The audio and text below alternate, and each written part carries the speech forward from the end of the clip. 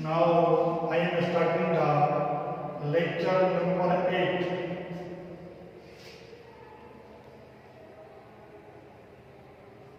Now the topic of your course, main topic, study of selected text of Holy Quran के तहत सबसे पहले हमने वर्स ऑफ सूरह अल बकरा related to faith verse number 284 to 286 को हमने डिस्कस किया था तफसील के साथ। उसका तर्जमा और तशरीह मैंने आपको शुरू के लेक्चरों में लिखवाया समझाया। नंबर 2 वर्स ऑफ सूरह हुजरात रिलेटेड टू अदब अल नबी वर्स नंबर 8 to 18 ये अभी हमने मुकम्मल किया लेक्चर नंबर 7 के अंदर। अब हम तरतीबवार item 3 study of selected text of Holi Quran का आइटम नंबर 3 वर्सेस ऑफ सूरह अल मुमिनून related to characteristics of faithful। एक फरमाबरदार ईमान वाला मोमिन कौन सी सिफतों से औसाफ से आरास्ता हो मुज़य्यन हो। इस सूरह अल मुमिनून के अंदर अल्लाह तबारक व तआला उन औसाफ का बयान करना फरमा रहे हैं कि एक मोमिन को अगर कामिल मोमिन बनना है, ईमान के आला दर्जे पर फायद होना है, तो उसे अपने अंदर इन औसाफ को पैदा करना पड़ेगा। देखें, एक काफिर में और एक मोमिन में फर्क तो होना चाहिए। भाई आप देखते हैं कि एक वकील होता है, उसे गर्मी सर्दी वो कोट ब्लैक और वो सफेद पैंट और शर्ट पहननी पड़ती है। एक डॉक्टर को हर हाल में गाउन पहन के जाना पड़ता है। इस तरीके से ये निशानियां, ये औसाफ मुख्तलिफ कामों की अपने अंदर हमने पैदा करनी होती है, हमें उनके मुताबिक अपने आप को ढालना पड़ता है। तो एक मोमिन कामिल तब होगा जब उसके अंदर ये औसाफ होंगी। The characteristics of A faithful मोमिन। तो इस सूरत में अल मुमिनून में औसाफ बयान की जा रही है। सूरह अल मुमिनून मक्का में उतरी और उसकी 118 आयतें हैं और 6 रुकू हैं।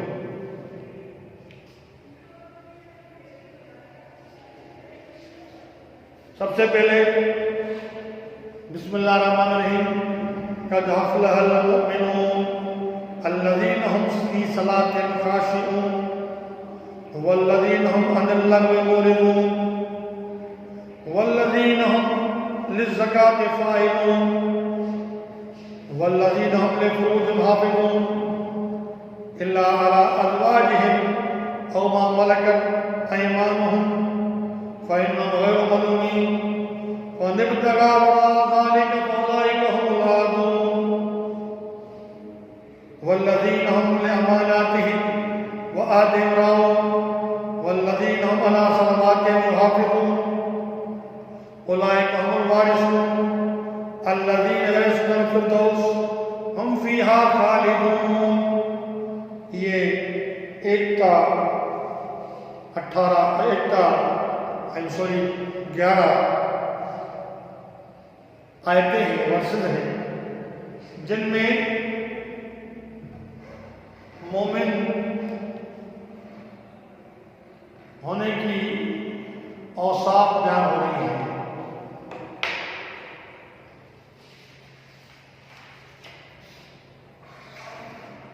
حضرت فاروق اعظم حضرت عمر بن خطاب رضی اللہ عنہ سے روایت ہے کہ انہوں نے فرمایا کہ رسول کریم صلی اللہ علیہ وسلم پر جب وحی نازل ہوتی تھی تو پاس والوں کے کان میں ایسی آواز ہوتی تھی جیسے شہد کی مکھیوں کی آواز ہوتی ہے۔ ایک روز آپ کے قریب ایسی آواز سنی گئی تو ہم ٹھہر گئے کہ تازہ نازل ہونے والی وحی سن لیں۔ جب وحی کی خاص کیفیت سے آپ صدم فارغ ہوئے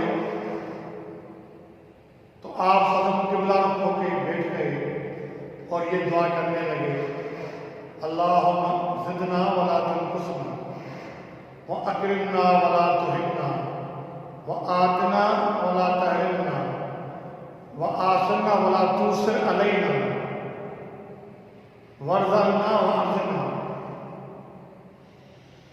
یعنی جب سورہ مومنون کی آیت ہوئی تو آپ صلی اللہ علیہ وسلم نے اس وحی کے نزول کے فارغ ہونے کے بعد آپ نے قبلہ رخ ہو کر اللہ کے دربار میں یہ دعا کی، یعنی اللہ ہمیں زیادہ دے کم نہ کر، یعنی ایسی صفات جو بھی مومن کامل کے لیے اتری ہیں ان صفات میں ہمیں بڑھائی ہو، ہمیں زیادہ دے کم نہ کر، ہماری عزت بڑھا ذلیل نہ کر، ہم پر بخشش فرما محروم نہ کر، ہمیں دوسروں پر ترجیح دے، ہم پر دوسروں کو ترجیح نہ دے، اور ہم سے راضی ہو اور ہمیں بھی اپنی رضا سے راضی کر دے۔ اس کے بعد فرمائے کہ مجھ پر اس وقت 10 ایسی آیتیں نازل ہوئی ہیں جو شخص ان پر پورا عمل کرے تو وہ سیدھا جنت میں جائے گا۔ پھر یہ 10 آیتیں جو سورہ المومنون کی میں نے آپ کے سامنے تلاوت کی، آپ صلی اللہ علیہ وسلم نے ان آیتوں کو تلاوت کیا۔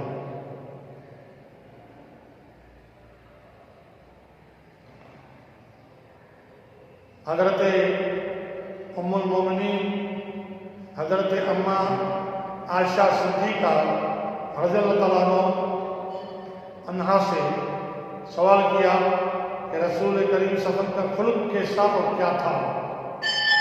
انہوں نے فرمایا آپ کا خلق یعنی طبعی عادت وہ تھی جو قرآن میں ہے۔ اس کے بعد یہ 10 آیتیں تلاوت کر کے فرمایا کہ بس یہی خلق و عادت تھی رسول اکرم صلی اللہ علیہ وسلم کو۔ یہ ابن کثیر تفسیر کے اندر یہ روایت آتی ہے۔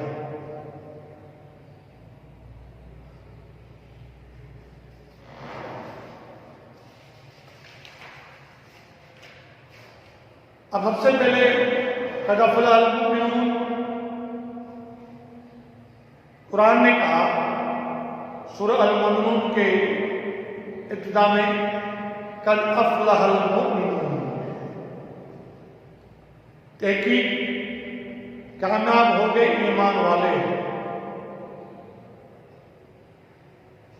اب یہاں فلاح کا لفظ آیا ہے۔ فلاح کیا چیز ہے اور کہاں اور کیسے ملتی ہے؟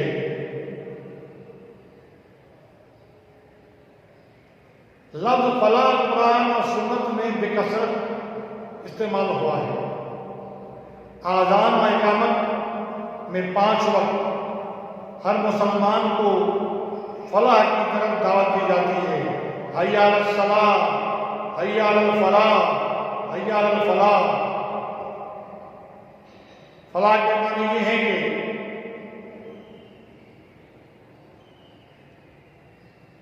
ہر مراد حاصل ہو اور ہر تکلیف تکلیف دور ہو۔ یہ لفظ جتنا مختصر ہے اتنا ہی جامع ہے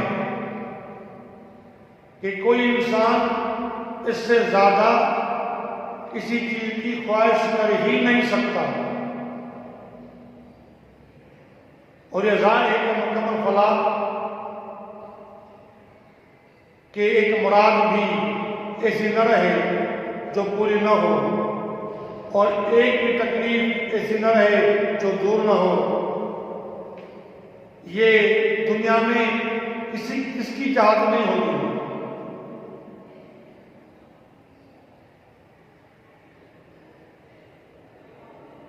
دنیا کا سب سے بڑا بادشاہ ہفتے اکریم ہو یا سب سے بڑا رسول اور پیغمبر ہو، اس دنیا میں کسی کے لیے ممکن نہیں ہے کہ کوئی چیز خلاف طبع پیش نہ آئے، اور جو خواہش جس وقت دل میں پیدا ہو بلا تاخیر پوری ہو جائے۔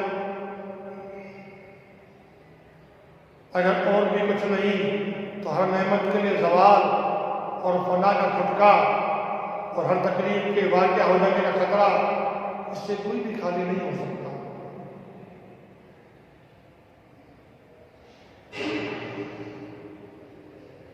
اس سے معلوم ہوا کہ فلاح کامل تو ایسی چیز ہے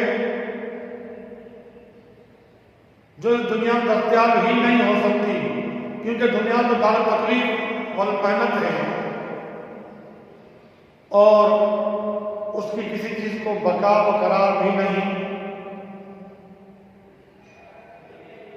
یہ متاع اگر ہمیں حاصل ہوگی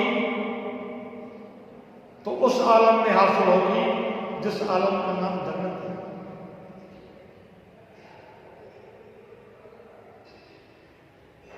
وہی ایسا عالم ہے جنت کا جس میں انسان کی ہر مراد ہر وقت بلا انتظار حاصل ہوگی۔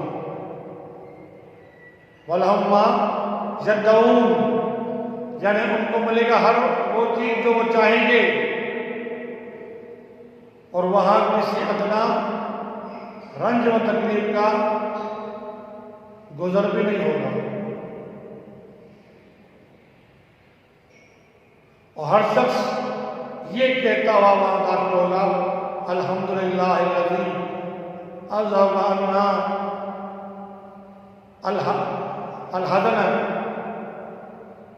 ان ربنا لغفور شکور الذی اہلنا دار المقامت من فضلہ، یعنی شکر ہے اللہ کا جس نے ہم سے غم دور کر دیا اور ہمیں اپنے فضل سے ایک مقام میں پہنچا دیا جس کی ہر چیز قائم و دائم ہے۔ اس آیت میں یہ بھی اشارہ موجود ہے کہ دار دنیا میں کوئی بھی ایسا نہ ہوگا جس کو کبھی کوئی رنج و غم نہ پہنچا ہو۔ اس لیے جنت میں قدم رکھتے ہوئے ہر شخص یہ کہے گا اب ہمارا غم دور ہوا۔ قرآن کریم نے سورہ اعلیٰ میں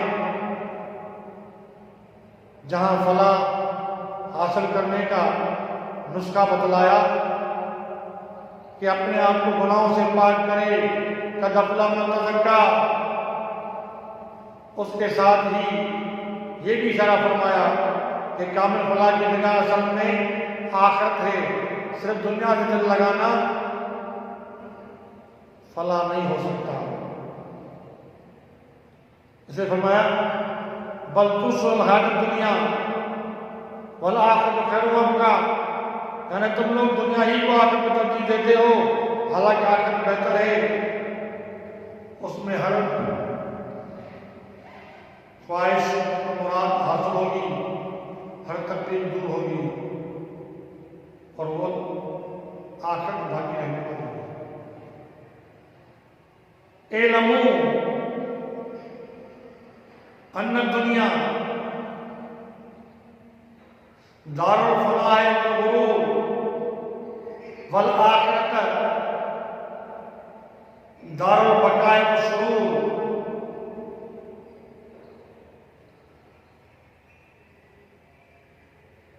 جان لو کہ بے شک دنیا دارالفنا، فنا کا گھر اور دھوکے کا گھر ہے، اور جان لو کہ آخرت بقا اور خوشی کا گھر ہے۔ ان الدنیا خلقت لکم وانتم خلقتم الآخرۃ، بے شک دنیا کو تمہارے لیے پیدا کیا گیا ہے اور تمہیں آخرت کے لیے۔ آخرت کے آئینے کو رکھ کر جو دنیا میں نہیں گزارے گا، یہی حقیقی فلاح اور کامیابی حاصل کرے گا۔ آج ہم دنیا میں رہتے ہوئے دنیا کو آگے رکھ کے نہیں گزارتے ہیں، آخرت کو آگے رکھ کے کوئی نہیں گزارتا۔ آخرت کے آئینے کو سامنے رکھنا ہے، تب فلاح اور کامیابی حاصل ہوگی۔ اور فلاح کہتے ہیں ایسی کامیابی جس کے بعد کوئی ناکامی نہ ہو، ایسی عزت جس کے بعد کوئی ذلت نہ ہو، اور اللہ کا ایسا قرب جس کے بعد کوئی دوری نہ ہو۔ حقیقی فلاح اسی کو کہتے ہیں۔ خلاصہ یہ ہے کہ کامل و مکمل فلاح تو صرف جنت ہی مل سکتی ہے، دنیا اس کی جگہ ہی نہیں۔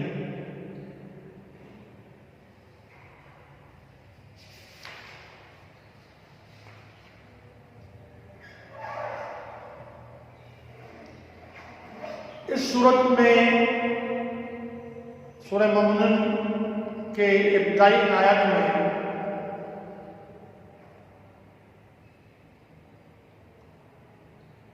مومن کامل کے وہ اوصاف بیان کیے جا رہے ہیں جن کو اپنانے سے دنیا اور آخرت کی فلاح کا وعدہ ہے۔ اول پہلے جو بیان ہو رہی ہے قد افلح المؤمنون الذین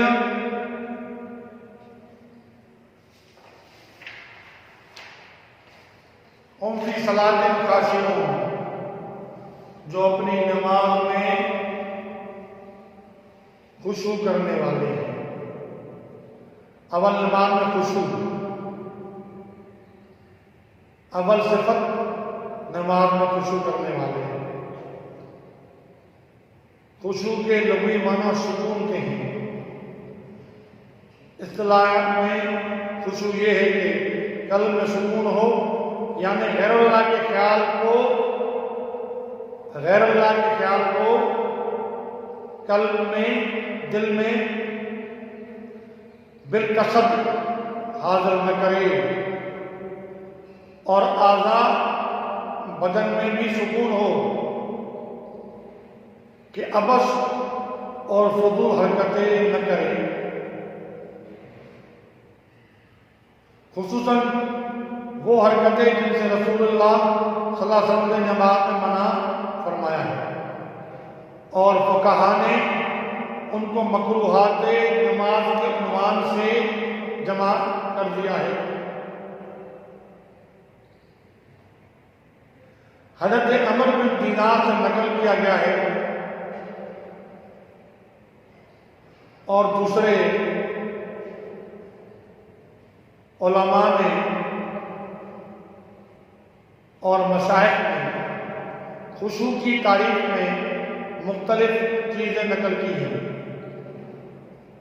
وہ دراصل اسی سکون قلب اور جوارح کے اندر سکون کی تفصیل ہے۔ مثلا حضرت مجاہد رحمہ اللہ نے فرمایا کہ نظر اور آواز کو پست رکھنے کا نام خشوع ہے۔ حضرت علی رضی اللہ عنہ نے فرمایا کہ دائیں بائیں التفات یعنی گوشائے چشم سے دیکھنے سے بچنا خشوع ہے۔ حضرت عطا نے فرمایا کہ بدن میں کسی حصے سے کھیل نہ کرنا خشوع ہے۔ دیکھیں نماز کے اندر ایسا سکون کے ساتھ بندہ کھڑا ہو کہ دل بھی حاضر ہو، کہ دل کے اندر کسی کو کا خیال نہ ہو، صرف اللہ ہو، اور اعضاء جو ہیں وہ سکون میں ہو۔ یہ نہیں کہ آپ یوں حرکت کر رہے ہیں، آپ جسم کے اعضاء سے کھیل رہے ہیں، داڑھی کو کھنگال رہے ہیں، کپڑوں کو ٹھیک کر رہے ہیں، تو آپ کے جسم کے اعضاء میں بھی سکون ہونا چاہیے۔ لہذا صحابہ کرام آمین کے لیے فرمایا جاتا ہے کہ ان کو نماز میں اتنا خشوع تھا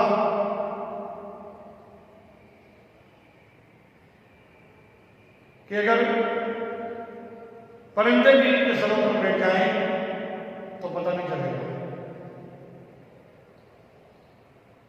حدیث میں حضرت ابو ذر فرماتے ہیں کہ رسول کریم صلی اللہ علیہ وسلم نے فرمایا کہ اللہ تعالیٰ نماز کے وقت اپنے بندے کی طرف برابر متوجہ رہتے ہیں جب تک کہ وہ دوسری طرف التفات نہ کرے۔ جب دوسری طرف التفات کرتا ہے یعنی گوشہ جسم سے دیکھتا ہے تو اللہ تعالیٰ اس طرف پھیر لیتے ہیں۔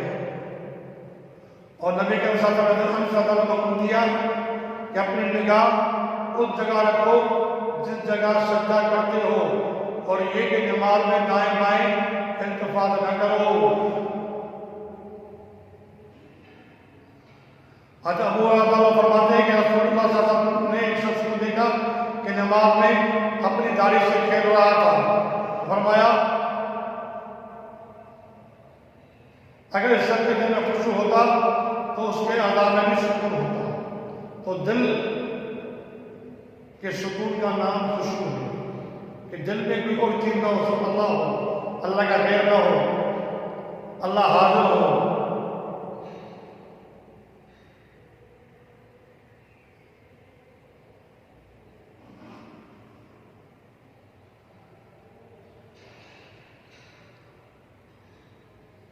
دوسری وصف جو بیان کی گئی ہے والذین هم عن اللغو معرضون، اور وہ لوگ وہ ہیں کامیابی حاصل کرنے والے مومن۔ دوسری وصف کیا ہے؟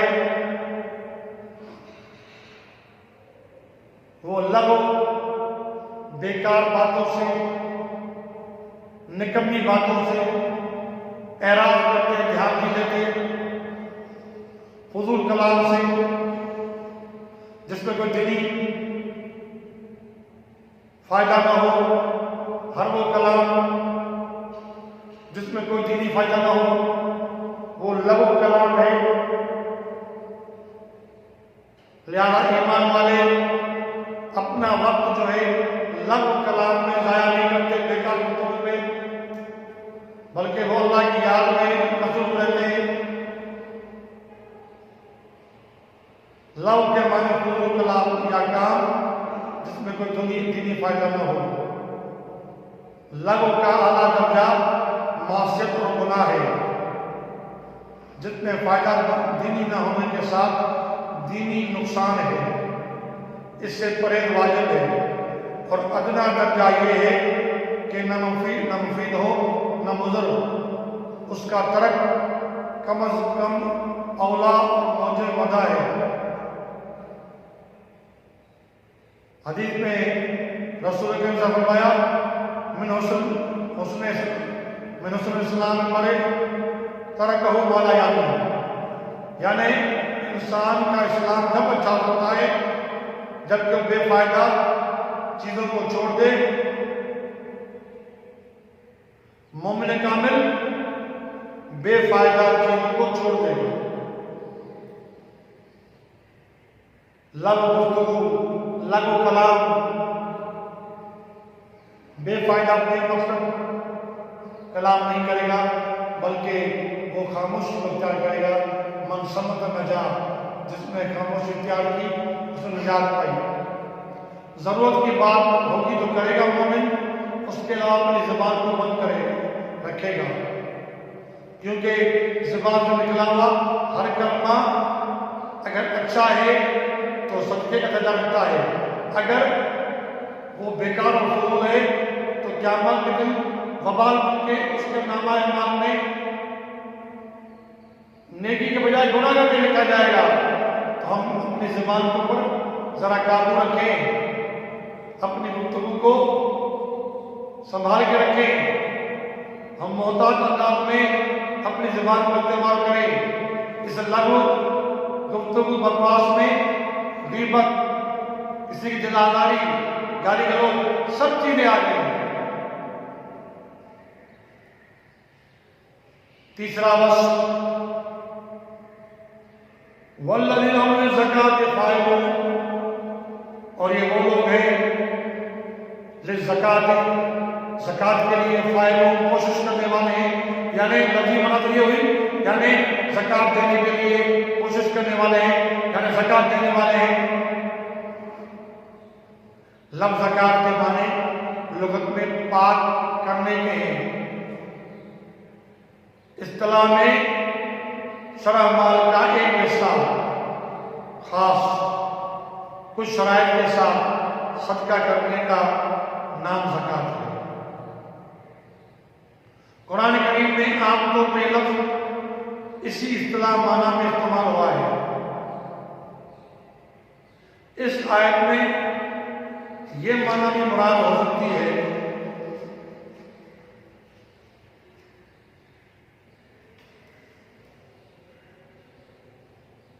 کہ یہ آیت مکی ہے، مکے میں زکات فرض نہ ہوئی، ہجرت مدینہ کے بعد فرض ہوئی، تو پھر اس آیت زکات کا حکم کیا گیا۔ اس کا جواب مفسرین نے یہ دیا ہے کہ زکات کی فرض مکہ ہی میں ہو چکی تھی۔ سورہ مزمل جو بالاتفاق مکی ہے اس میں اقیم الصلاۃ کے ساتھ زکات کا ذکر موجود ہے، مگر سرکاری طور پر اس کے وصول کرنے کا عام انتظام اور نصابات کی تفصیلات مدینہ منورہ میں جانے کے بعد جاری ہوئی۔ جن لوگوں نے زکات کو مدنی احکام میں شمار کیا ہے ان کا یہی منشا ہے، اور جن حضرات نے فرضیت زکات کو مدینہ منورہ پہنچنے کے بعد کا حکم قرار دیا ہے، انہوں نے اس جگہ زکات کا مضمون عام لغوی معنی میں اپنے نفس کو پاک کرنا قرار دیا ہے۔ میں دیکھیں نفس کو پاک کرنا، تزکیہ نفس کرنا، یہ بھی زکات ہے۔ زکات زکی تزکیہ کی معنی ہے پاک کرنا، اپنے نفس کو گناہوں اور نافرمانیوں سے پاک کرنا، یہ بھی زکات میں آتا ہے۔ اگر زکات کی عام معنی لیں گے تو تزکیہ نفس بھی آ گیا، اور اگر خاص معنی لیں گے تو یہ وہ زکات جو ہم مال کا مخصوص حصہ اللہ کے حکم کے مطابق اللہ کے رام صدقہ کرتے ہیں۔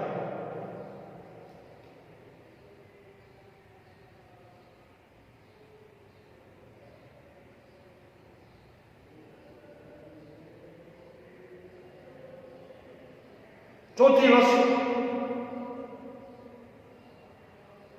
والذین هم لفروجہم حافظون، یہ وہ لوگ ہیں اپنے فرجوں کی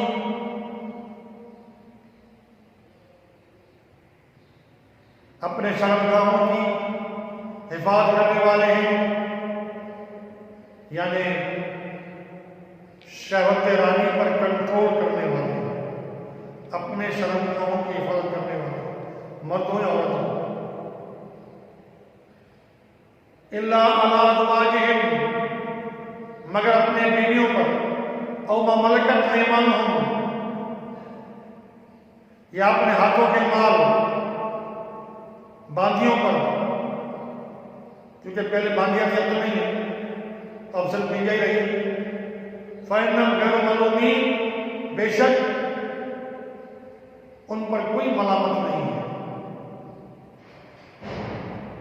شہوت کا مادہ اور کیفیت اندر میں اللہ نے رکھی ہے، اور اس کو پورا کرنے کا ذریعہ بھی اللہ نے دنیا میں عطا کیا ہے، اور وہ نکاح ہے۔ نکاح کر کے اپنے بیوی کے ساتھ حق شرع کو پورا کیا جائے، شریعت کے حدود میں رہتے ہوئے شہوت رانی کی جائے۔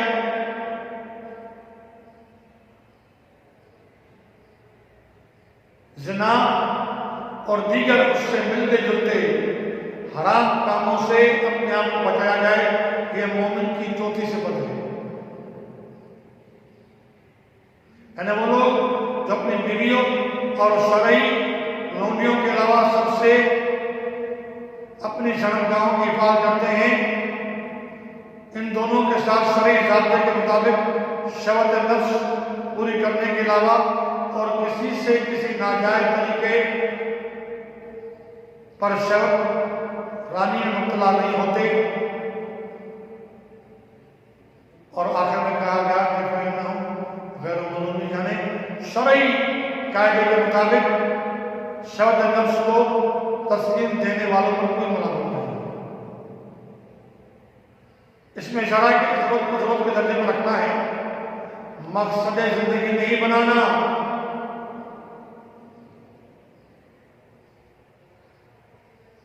اس کا درجہ اتنا ہی ہے جو قرآن و حدیث میں شریعت نے بتایا ہے، پھر وہ قابل ملامت نہیں ہوگا۔ یعنی شرعی حدود میں رہ کر ہم نے اپنی شہوت کو پورا کرنا ہے۔ یہ چوتھی مذہب بیان ہے۔ آج آپ دیکھیں کہ اس شہوت کے پورا کرنے کے عمل میں ہمارے معاشرے میں فحاشی اور عریانی کا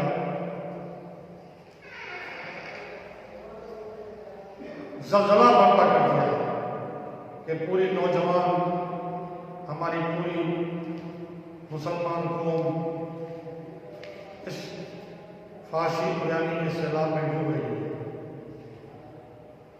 فرمایا فَمَنِ ابْتَغَىٰ وَرَاءَ ذَٰلِكَ فَأُولَٰئِكَ هُمُ الْعَادُونَ، یعنی منقوع بیوی یا شرعی قاعدے سے حاصل شدہ لونڈی کے ساتھ شرعی قاعدے کے مطابق قضائے شہوت کے علاوہ اور کوئی بھی صورت شرط پورا کرنے کی حالات نہیں ہے، اگر کی جائے گی تو وہ زنا کہلائے گی جو شرعاً حرام ہے۔ اس سے نکاح کے اعلیٰ حکم کی عدولی ہوتی ہے، لہذا ہمیں اللہ کے حکم سے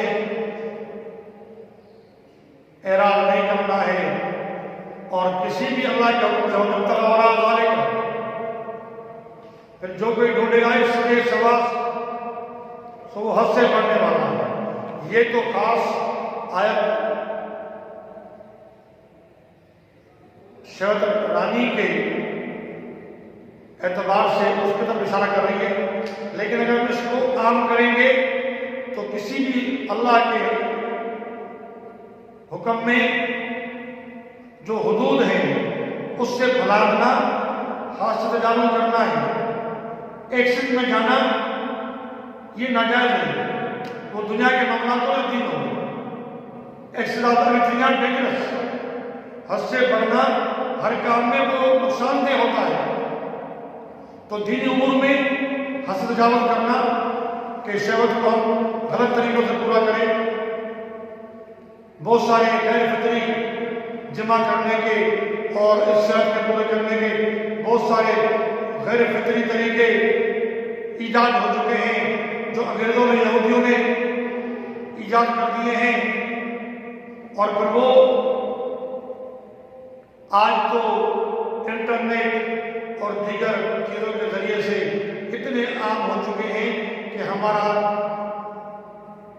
گھر جو ہے، ہمارے ایمان والوں کے گھر فحاشی کے اڈے بن چکے ہیں، تو ہمیں حد سے تجاوز نہیں کرنا ہے، ہر کام کو حدود میں رکھنا ہے۔ یہ شہوت کا عمل اللہ نے رکھا ہے، لیکن اس کا کیا مطلب ہے کہ اس کو نکاح کے ذریعے پورا کرو اور پھر اس کے بعد اس نکاح کے عمل سے جو ہے نسل بڑھے، افراد بڑھے، ایک معاشرہ بنے، کیونکہ کوئی بھی سوسائٹی اور معاشرہ افراد سے بنتا ہے۔ یہ شہوت رکھنے کی حکمت اللہ نے یہ رکھی کہ اس کے پورا کرنے کے اللہ نے عورت کو پیدا کیا، اور پھر نکاح کے ذریعے اللہ نے وہ فطری شہوت پورا کرنے کا ذریعہ رکھا، پھر اس کے ذریعے سے نسل کو بڑھانے کا ذریعہ بنایا، اور پھر نسل بڑھی تو افراد بڑھے اور ایک معاشرہ وجود میں آیا، کیونکہ معاشرہ افراد سے بنتا ہے۔ اور انسان کا جو لفظ ہے انس، اس کی معنی بھی اسی نکاح کے بعد پوری ہوتی ہے کہ جب نکاح کا عمل ہوتا ہے، رشتے ناطے اس نکاح کے عمل کے بعد بنتے ہیں، خاندان قبیلے اس کے بعد بنتے ہیں، اور ہم نے اس شہوت کے پورا کرنے کے ایک اس اعلیٰ عمل کو ہم نے جو ہے تعدی کرتے ہوئے شیطانی رتوں پر لگا دیا، اور شیطانی رتوں کے ذریعے، کاموں کے ذریعے شہوت رانی ہونے لگی، اور اصل مقصد جو تھا وہ مفقود ہونے لگا، اور فحاشی عریانی کا سیلاب کھڑا ہو گیا۔ تو فرمایا فنبتا ولا ذالک ولا امرأۃ، پھر جو کوئی بھی ڈھونڈے گا اس کے سوا کوئی راستہ، وہ حد سے تجاوز کرنے والا ہے۔